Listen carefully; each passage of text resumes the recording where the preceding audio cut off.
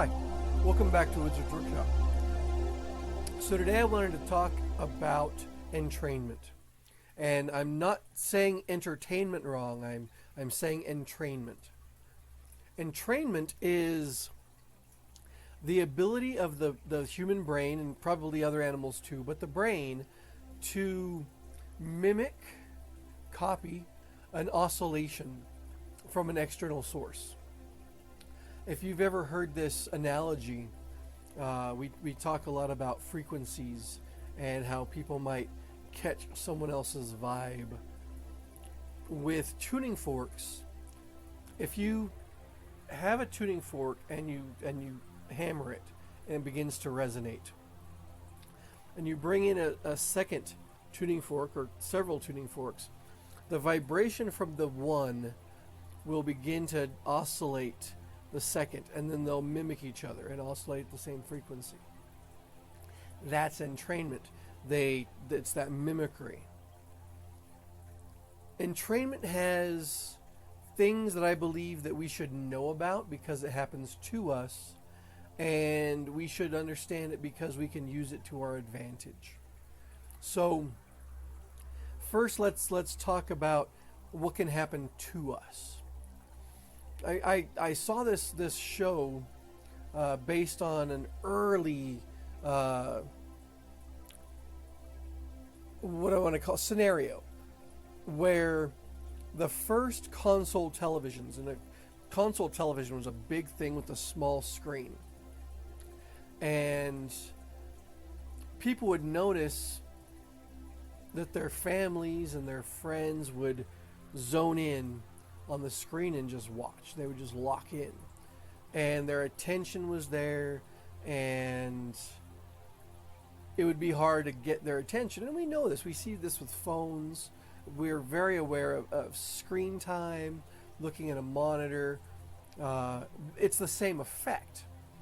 But what was interesting in this video was when people saw their families zoned in on the console television, it came into their mind that there was a gizmo, a secondary component inside the console that was projecting a signal and brainwashing people. That was the idea. And so people would break into their console televisions looking for this secondary device and not finding anything.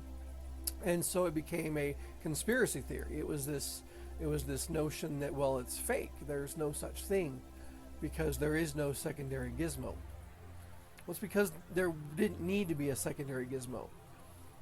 The locking in was entrainment, because what a television does, and now we're using HD, which I believe is even more so. It's even a stronger tool for this. If you've ever filmed a screen with a video camera, you're going to see an oscillation in the picture, and that's what you're catching, because the video equipment is able to catch the oscillation where the human eye and the human brain by itself doesn't. And so we just see a screen that's not flashing at us, and we just see the movement of the pictures. But that oscillation creates an oscillation in the brain, and the rate at which the screen oscillates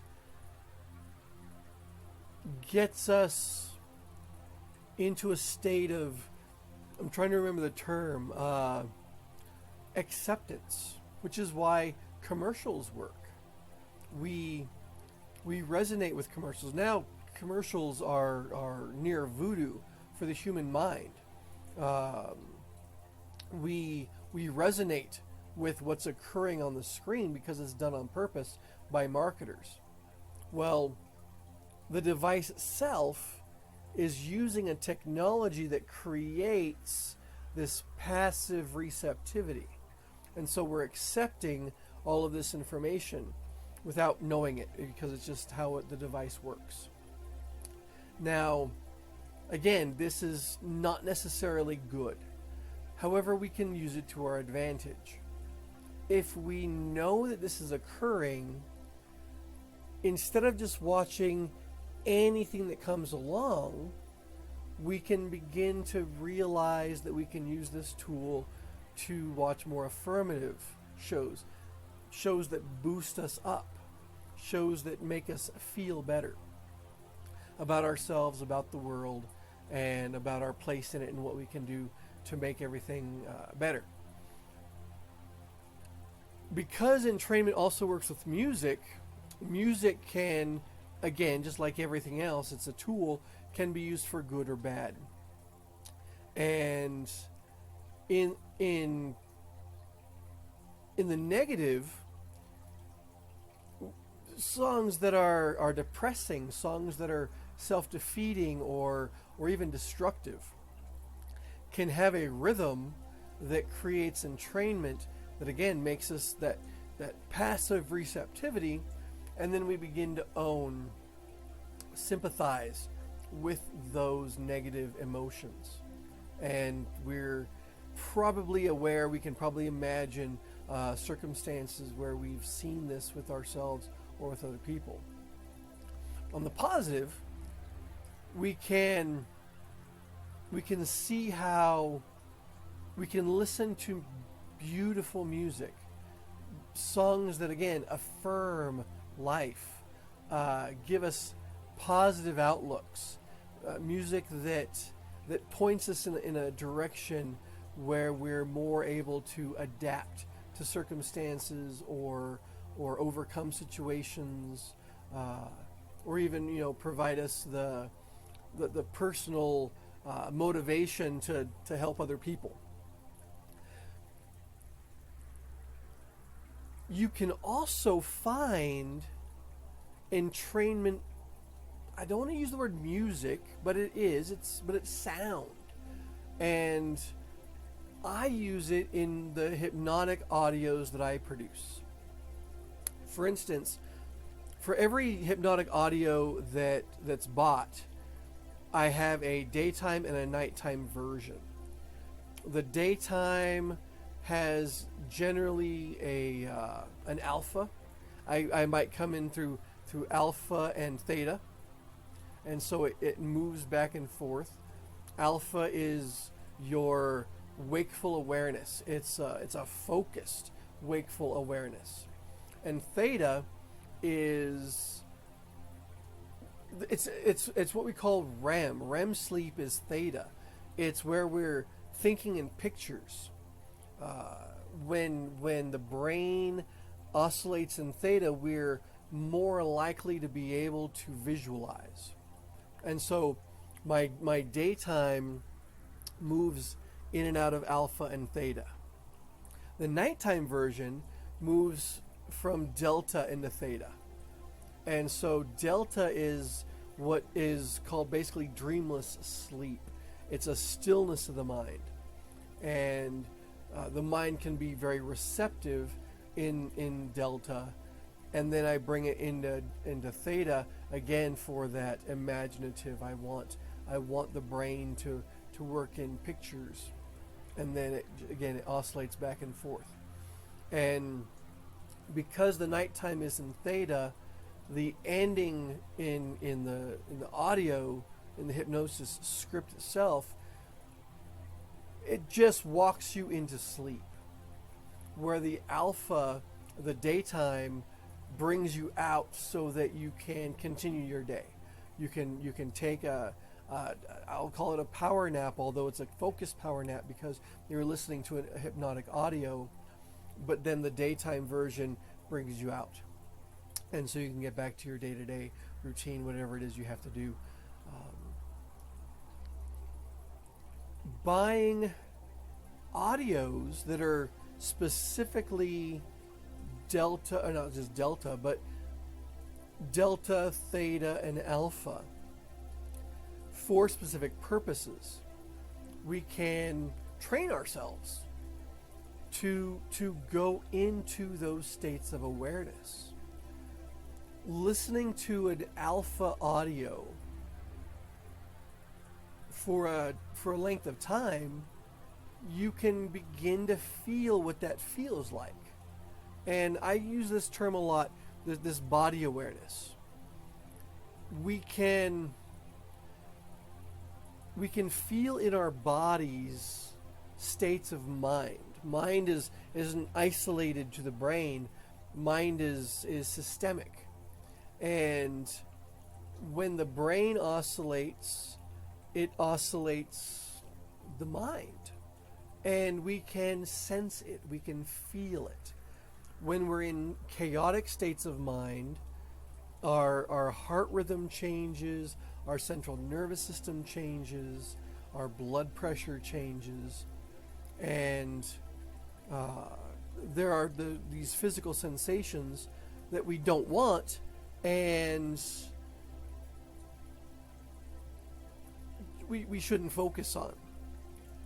But then there are these positive sensations, these states of mind that we can remember and bring back up. And so going and purchasing some of these entrainment audios that are for alpha, for instance, which is a specific hertz, specific vibration of frequency of sound, we can begin to resonate at that frequency and then bring it back up at will. Theta, I would say, isn't probably a moment-to-moment thing, but it could be necessary to visualize. It's really good for meditation. But when we're talking about things like manifestation, you really want to bring up those clear and vivid images. And so theta is the frequency of vibration that you want to resonate with to bring out that visual, that imaginative, that's a better word than just visual, because sound comes in and sense comes in, the tactile sense comes into the picture.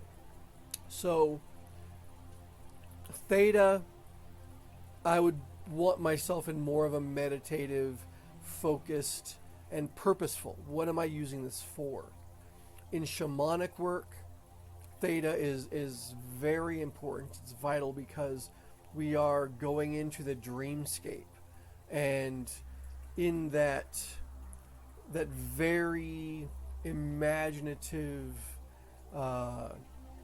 internal imagery, we participate with reality and ask and cooperate with it in a different way.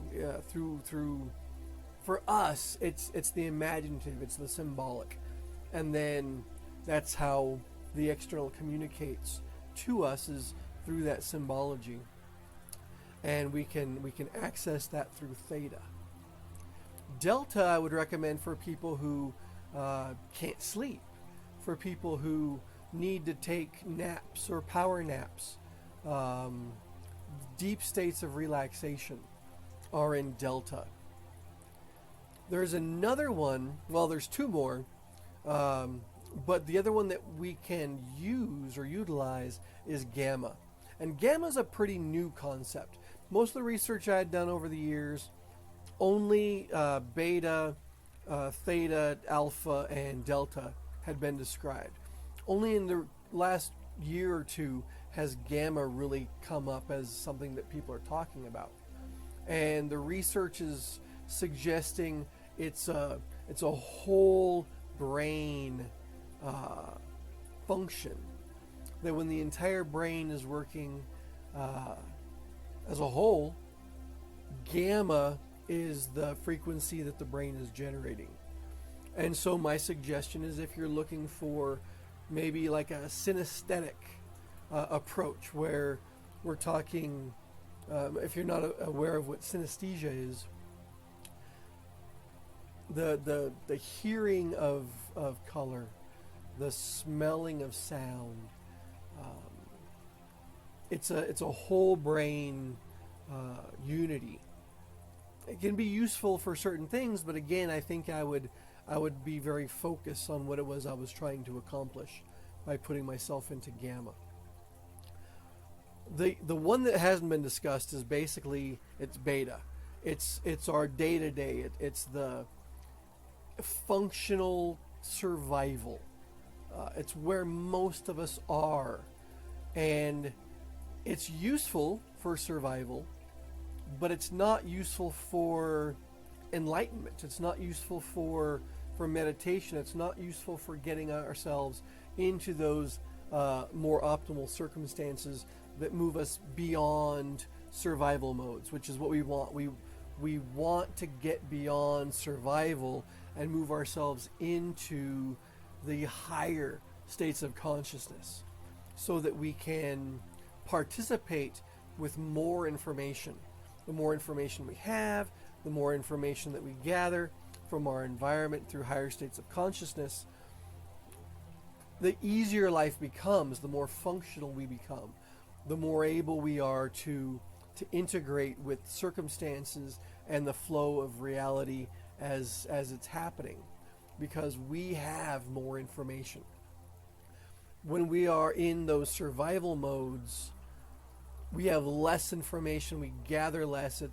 It's usually very just physical is where we are, and beta is what that is.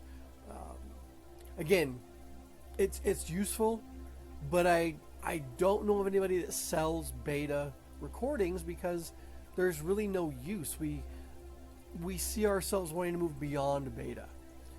There might be a use for beta with issues, maybe sometime, I don't know, but maybe there could be a point where we realize that a beta frequency is good for maybe people who cannot resonate at that frequency because of some dysfunction. And I don't know, that's speculation, but entrainment is a very powerful tool, and I thought that you should know about it, partly because I want you aware. I want you to know things about the world you live in. I want you to know when it's used against you. I want you to know when it's used for you. For instance, my videos have an underscore of alpha because I want you in that state of mind where you are receptive, where you can listen and be aware of what it is that I'm saying, in a positive state of mind. Knowing that it can be used against you, and or at least the tool of, let's just say, a monitor or a television can be used almost like a weapon. It opens the door to the mind so that a marketer can feed you whatever it is that they want, so that you buy their stuff.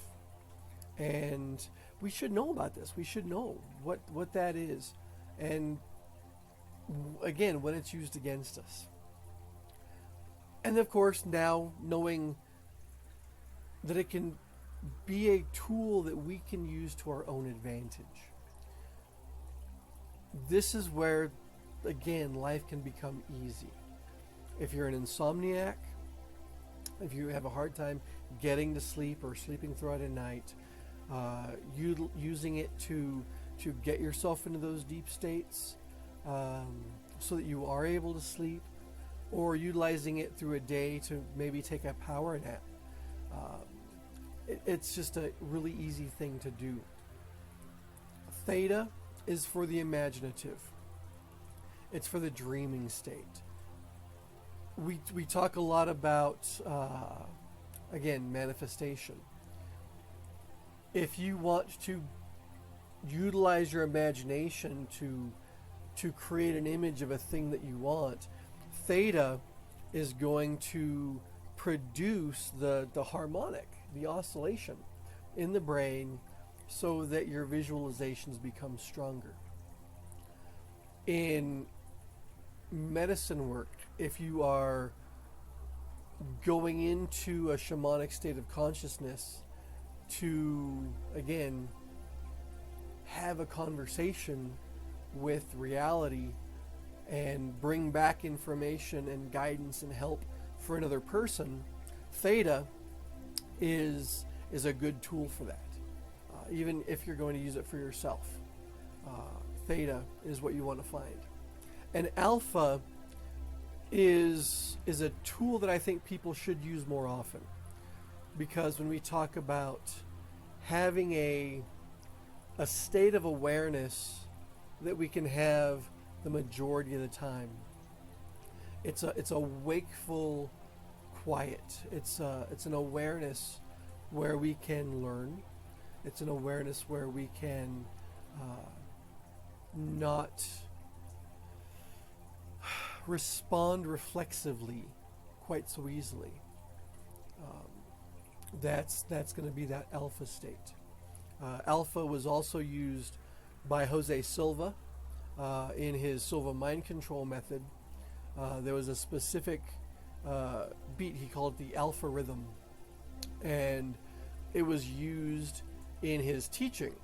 So he would teach his children, he would teach his clients. He developed his entire program around this idea that putting a person in alpha or going into alpha made you more likely to learn new skills, new behaviors, new ways of being. And so finding things in that alpha is going to help you and create more advantage. So that's what entrainment is. And it's a great tool to know. It's a great tool to understand. And you should know what it is, because this is the world you live in. And my job, my goal is to help, to guide, to help you find you and become better. That's what we're here for. We can make ourselves into better people, and that's what I want. That's what I want for you. That's what I want for me, and that's what I want for my future. And so that's why I'm here. That's what this is for. Hope you enjoyed this one. And again, there's going to be more, because a lot of things pop out of this. I listen to a lot of these entrainment audios myself. I will listen to an alpha audio while I am reading or watching a video that again is very affirmative, that is very productive. I listen to theta when I'm learning visually. I'm a very visual person, and I will take delta if I need to rest or sleep. So you can find them really easily. Lots of companies make them. Just look for entrainment audios, and some of them have guided imagery, guided meditations. You'll find it, and the word is spelt out in the description. And so look up entrainment and find what you find. If you like this, hit the like, hit the subscribe, because I'm trying to get more out. My website, I'm producing products, self-help audios. They're hypnotic audios. They're done in a story format, and again, it's to optimize our existence, to make ourselves more functional. I want personally, I want excellence. I think a lot of people do, and so you're probably one of those people. And so, check it out and use them to your advantage. You can find me on Instagram once in a while, Facebook, Wizard's Workshop. I'm trying to be more out there, because this is what I want to do. This is what I want to add to the world, because I think it's worth it. You're worth it, and there's stuff that comes out, and so I'm sharing because there's no point in dying with me. So, on that, have a beautiful day, and I will see you again. All right, take care.